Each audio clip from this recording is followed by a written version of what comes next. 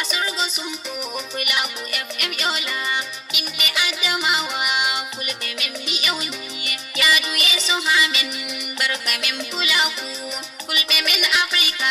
fulbe Nigeria Inyetti jagordo baba fulbe duniya Lamido adamawa Allah kodu balde Muhammadu barkindo Aliyu Mustafa Maudo Baba jagordo tabbital fulaku Ango waddini min fulaku FM yola Yola adamawa min yetti jagordo men Surgo sumpo fulaku FM yola hande nda Khadija Gire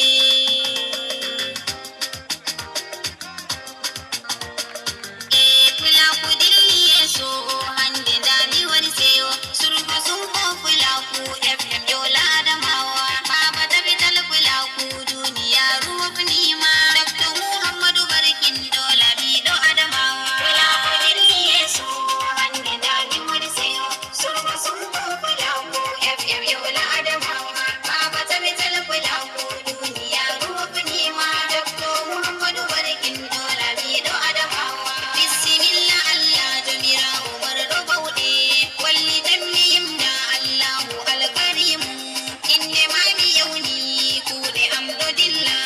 Edda nan fasaha da ilmu da miyim da Surgo sumpo fulaku FM yola adamawa Fulaku dilli yeso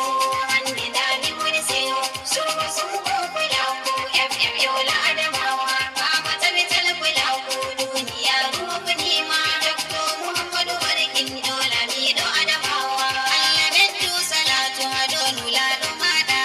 Ango waddi Qur'anu uwi endanga Alo ende sahabo fu milimti mawbe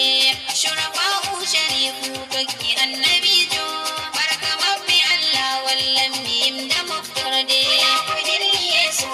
hande da mi wani seyo Surgo sumpo fulaku FM yola adamawa Baba tabbital fulaku duniya ruwafnima Dr. Muhammadu barkindo Lamido adamawa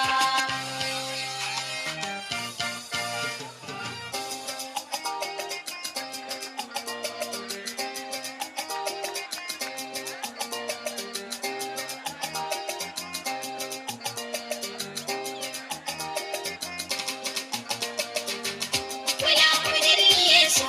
hande da mi wani seyo Surgo sumpo fulaku FM yola adamawa Baba tabbital fulaku duniya ruwafnima Dr. Muhammadu barkindo Lamido adamawa Assalam miyotti surgo sumpo hande